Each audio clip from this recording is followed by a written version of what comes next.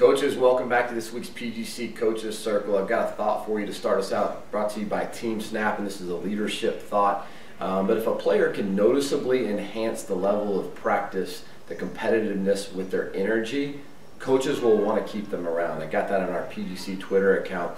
I started thinking about that. Isn't the same true for assistant coaches? What if your assistant coach is so good with their energy that they can enhance the competitive level of practice and the energy of practice?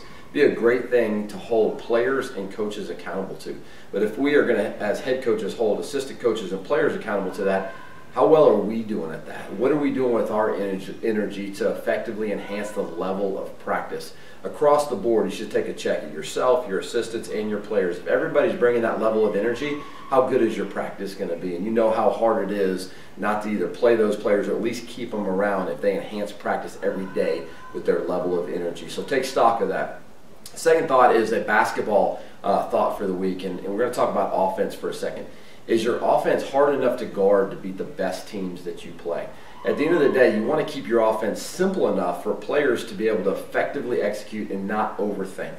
But at the same time, it can't be so simple that the best teams you're going to play are going to have an easy time guarding it. And that's really a hard line to navigate. What's too much, what's too little, and how are we making it hard enough for them to guard us so that we can beat the best teams that we play? So we're going to jump into some video here, and I'm going to give you some ideas of some things that you can put in. We're going to work specifically today on what we call the wedge. It's just a simple action within our offense. We run the read and react, but all of you run different kinds of motion or dribble drive or whatever kind of offense that you do run. And do you have enough action in there to be hard enough to guard? So we're going to break down a couple of our actions, but specifically today we're going to break down an action that we call the wedge. And it's basically a flash to the porch. It's not the high post, it's not the low post, but it's just an in-between there. It's a hard place to guard. Most people will play behind you at this place, so it's going to give you an opportunity for the defense to have to look down at the post player, and as well you can get an easy catch, and then we're going to run some action off of it that's going to make us hard to guard. So let's take a look at these wedges.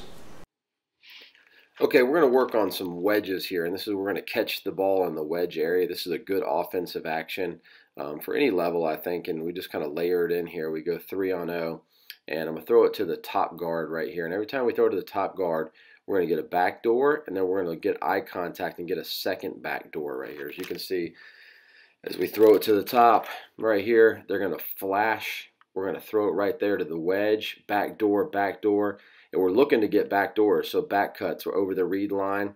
And if we don't get the back cut, what you can see here is they get ISO'd as well. So you're trying to create space out here. We're trying to get that whole side of the floor open for that guy to get a little one-on-one matchup if he can't get a back door. So back door. Now you can see he can drive it and he can kick it opposite, or he can attack the rim. So this is a wedge call, and we're clearing out the entire side up there. Everybody else is above the free throw line. Back door. We'll hit it if it's there. If not, we'll square up and play out of that. We also throw a pin screen on the backside as well, but you can see back door right there, and this is what we call a wedge. We're creating ISO space for a guy one dribble away from the basket to be able to get a good attack. Now, a bottom feed on the wedge is a little bit different because all we're trying to do is create space. So you can see this guy pops right here. I feed the bottom guy. We throw it to the wedge. We look for the back door. Same thing. Only thing is there are not two cuts now. There's just one cut. The other guy is just spacing above. So that guy is still cleared out, and we're going to work on our spacing. So here goes. He pops, quick give and go, back door, which we love. And then there's the ISO clear out right there where he's got an attack of the rim. Back door. Now the other thing we can do is throw it up top and set a back screen right there. We call that a grenade.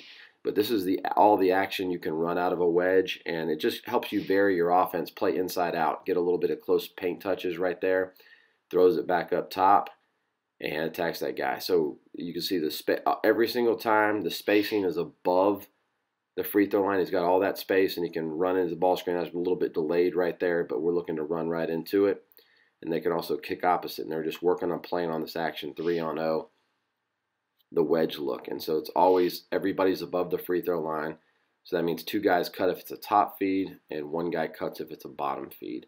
Now you look into right here, and we're going to show you just quick 3-on-3 cuts. These aren't perfect, this is day one, but you can get a look at what they're trying to get right here. So here's one, there's that back cut we're looking for, and now he can either kick it up for grenade or he could attack right there. He probably should have shot that, attack the rim, but you see the action that you can get out of it. Here it goes again now as a top feed. So we're going to have 2 cutters, 1 through, 2 through, and if he gets the back door, we'll take that, and we'll take the foul shots right there. Top feed, first cutter goes through, second cutter goes through. We got that action. It's not clean, but we're working on it getting better.